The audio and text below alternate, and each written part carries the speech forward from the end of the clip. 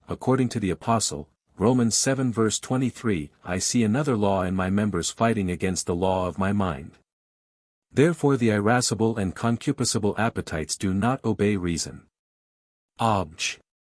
3. Further, as the appetitive power is inferior to the rational part of the soul, so also is the sensitive power.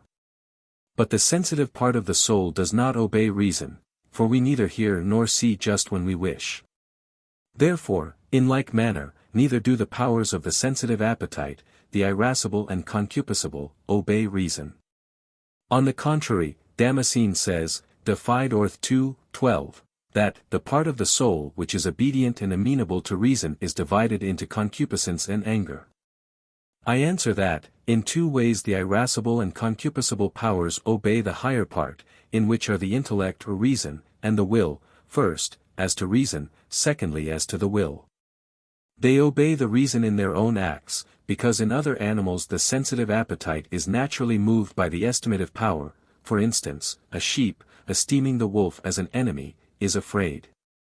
In man the estimative power, as we have said above, 78 quetzales, 4, is replaced by the cogitative power, which is called by some the particular reason, because it compares individual intentions.